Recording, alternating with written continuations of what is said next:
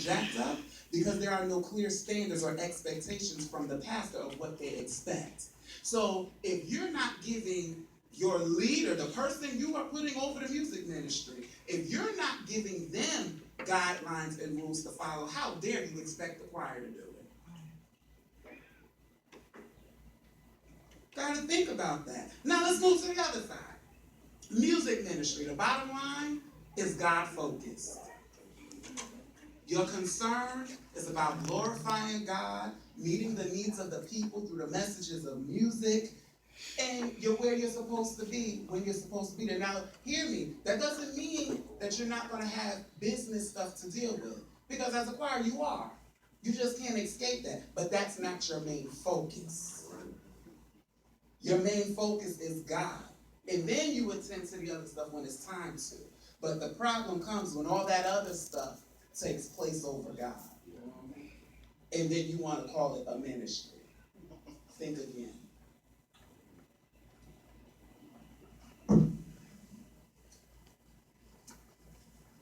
Okay, so now I have another question for you. Think in the context of your church, where you are right now. Be honest with yourself. Do you see a music department or a music ministry under your leadership? And if you see a ministry, you're on the right track. And if you see a department, ask yourself, what can you do to change it? Can you be the catalyst for change? Can you go back to your pastor and ask him, what is expected of me? Put it in plain black and white. What do you need me to do so I can better this ministry? Have that conversation. You never know until you tried. Amen? So then, where does the pastor come in? I'm glad you asked.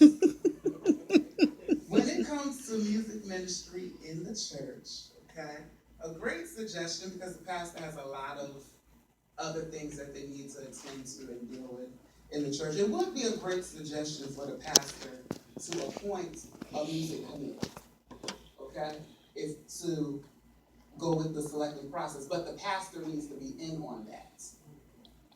Amen? Don't just put the committee in charge of it and then you have nothing to do with it, because that's part of the reason why we got the mess we got too, because a lot of pastors are so hands off when it comes to music ministry.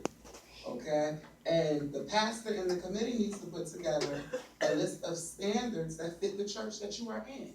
Okay? And you need to determine what type of musician or minister of music is needed. Do you want a pastoral minister of music or musician? Do you want a vocational minister of music or musician? Or do you just want somebody who just functions? Good question. From there, you need to discern. Discern from your concerns for the congregation. What does my church need? What does my choir need to effectively serve and minister? And then you need to decide prayerfully. Who's it going to be? So, if the pastor decided prayerfully, if God gave the pastor the clearance on this is the person who to choose, then the pastor should also trust the person that they choose. I'm going to say that again. If the pastor decided prayerfully and God gave you the clearance on who to choose, then you need to be able to trust who you choose. Now, that doesn't mean to have a complete hands-off approach, because you are still the shepherd of that house. And you are the ultimate worship leader. So you still need to know what's going on. Amen? Yes. So as a result of that, pastors also should come to rehearsal every now and then. Amen. Absolutely. Absolutely. They need to be there. Just to see what's going on. Yes. Or how's it going? What do you teach in my congregation? Wish they would. What are you feeding them? Because they spend more time with you than they do me on a weekly basis. What are you pouring into them? That's good. They should. Oh. Are you teaching songs that are biblically based? Yes. Are you teaching songs that have substance?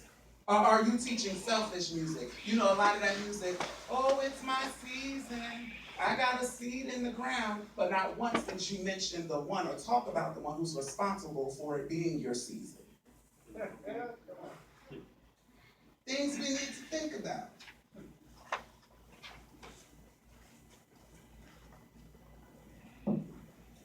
So again, maybe if the pastor showed up in rehearsal every now and then, we wouldn't have a lot of the issues that we have. Amen. I promise you. How many times have you been in a situation where you've seen the pastor or somebody walk in and you automatically straighten up? Fly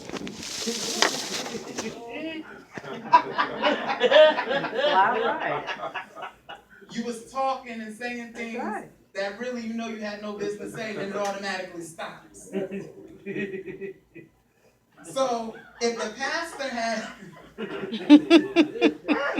if the pastor spends more time, we wouldn't have a lot of the issues that we have. All right? So let me ask you this. Since we're talking about setting standards and getting things in order, what do you feel some of the criteria should be for a minister of music or a musician? Anybody? Yes, sir. They need to be a people person. They need to relate to people. Because you have some musicians, as a minister of music, you work with some musicians, and some ministers of music on different levels, and they're not people. How can you work with people and you don't like people? That's hard to me. I just don't understand that.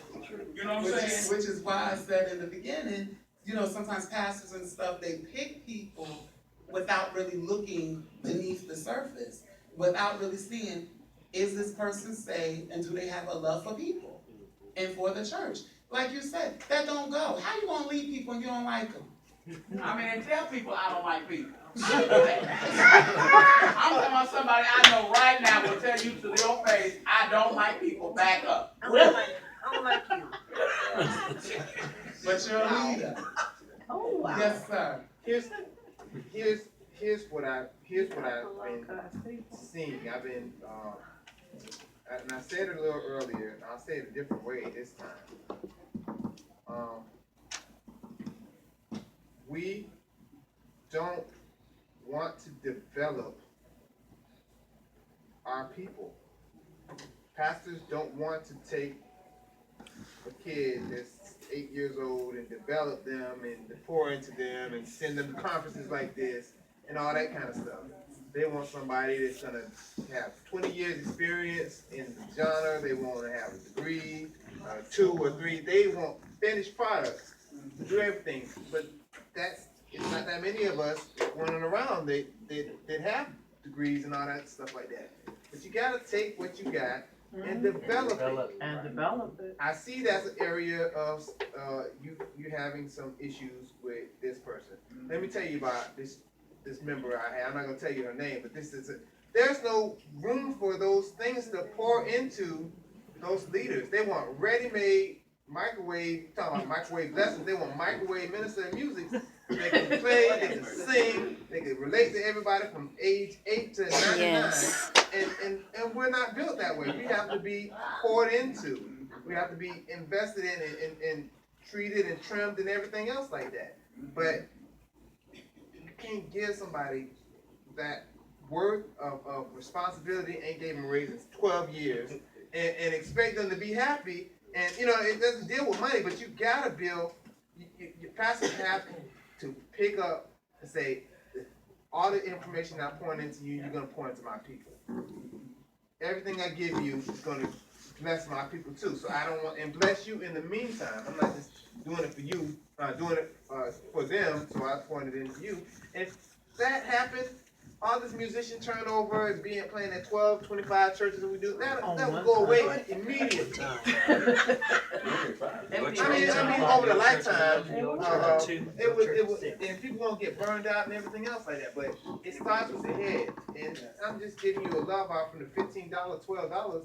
So like, I'm not gonna spend that much time. I don't really, that tells you how much they care about the entire part of it.